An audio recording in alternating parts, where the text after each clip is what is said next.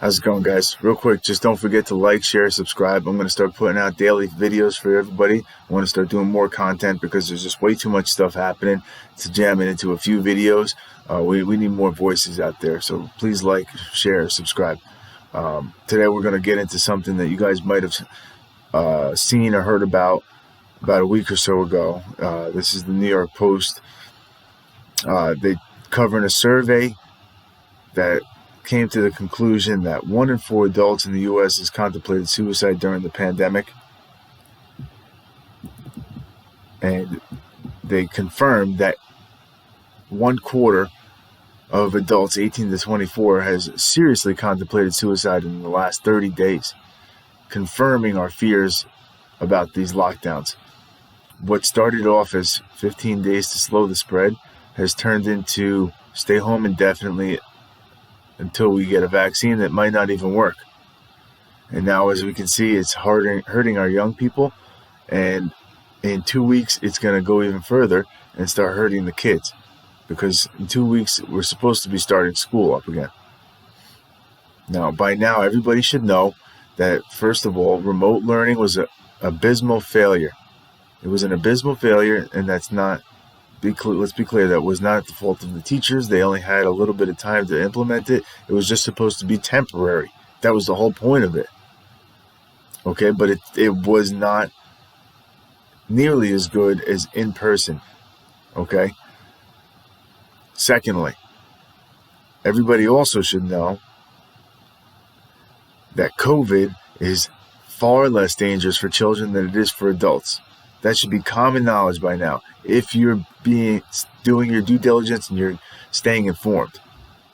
If you don't know that, then you need to change the media outlets that you've been getting your information from, because you're being misled, and you're being misled badly. Okay? There's been a big fight of whether kids should go back to school or not. And I get it. There's legitimate concerns.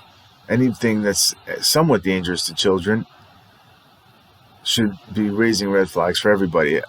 I have kids of my own. I know. There's legitimate concerns, too, with infecting teachers or infecting elderly or at-risk family members. But to use the children as a tool to keep schools closed is disgusting. Okay, here we see the CDC is telling everybody about the importance of reopening schools in the fall. They go on to say how COVID is approximately 20 times less likely to kill kids than the normal flu. We don't close down schools for the flu. Why would we close down schools for something 20 times less likely to kill them? Doesn't make sense. Who else said it? The American Pediatrics Academy.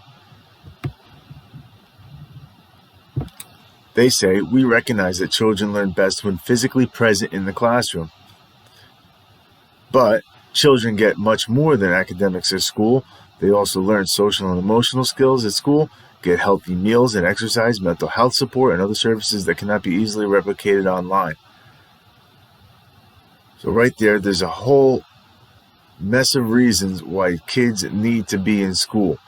Their development, obviously for learning, emotional, social skills, many reasons.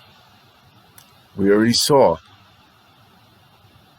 depression is taking over our youth from 18 to 24. What kind of impact do you think it's going to have on the children younger than them? But still, as we go over here to New Jersey, we have Governor Murphy. And now everybody that's not from New Jersey, you may be familiar, I'm sure you are by now, with Governor Murphy and his ongoing battle with this Atlas gym. Basically, these guys that own the gym here, they wanted to show Murphy and other elected officials that it was possible to keep businesses like gyms and other things open safely and abide by all the social distancing and CDC guidelines and requirements. Murphy wouldn't even allow them to show. that it could be done. So they defied him, and they showed him anyway, and they opened, and nobody got sick, but he still had them arrested. He revoked their business license like he's the mob or something. But when it comes to sending kids back to school, he caves. Why did he cave?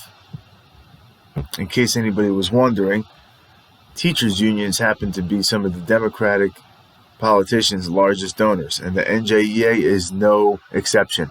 So right here we have New Jersey's powerful teachers' union says remote learning this fall. Just the other day. New Jersey's largest teachers' union, along with its administrator associations, added their powerful voices to the growing calls for remote-only reopening of schools in the fall while the pandemic remains ongoing. The stakes are too high, they said, and the consequences of a wrong decision are too grave. What did that result in? At least 100 New Jersey's districts planning all remote reopening as list grows bigger.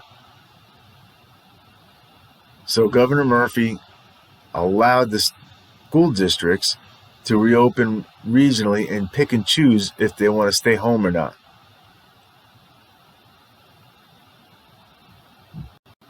Over here, businesses asked for a regional reopening. Murphy said no. Why is that? Couldn't have anything to do with the fact that the teachers' unions are saying they don't want to go back. And that's on top of the teachers' unions from LA saying they're not going back unless you defund the police. And the other teachers' unions across the country said the same. I'm not saying the NJEA said that, but this is what we're dealing with here. It's turned into some kind of sick political game. Political game where politicians get brownie points for having the harshest and most strict policies regarding the virus, who can lock down the longest so they can appear to be taking it the most serious. They get brownie points from the media and the brownie points from the uninformed. And then I have to have arguments and hear people arguing, well, teachers shouldn't be forced to put themselves at risk just to do their job. Hey, in case you hadn't noticed, every single person on the face of the planet is putting themselves at the same risk. Nobody said teachers should be sent back to school without any safety precautions in place. Nobody's saying that at all. But they also are not better than anybody else. Why do they get preferential treatment over the construction worker or the security guard or the Walmart employee, the waiters and waitresses? Not to mention the doctors and the nurses and everybody else that was working. When they get called to go back to work, they got to go or they get fired. They can't have their unions pressure the people that they donate money to let them stay home and work from the couch and get paid the same for a job that's not nearly as effective. That's not a thing. And it's not chastising all teachers. I know a lot of excellent teachers, especially in New Jersey. They're phenomenal with kids. They want to get back to the classroom. I do know them. They're good teachers. So this is not an attack on all teachers, but this has got to stop. We got to end these lockdowns, and we got to get the kids back to school. We can do it safely. Okay? It may take a little trial and error, whatever the case is, but New Jersey, New York City, and it's not just them. Here we are. Chicago's the same thing. Students begin school year with all remote classes. Why? Okay, so it's not just them,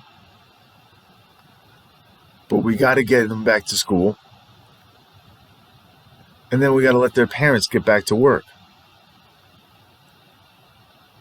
They're not better than anybody else. They don't get preferential treatment.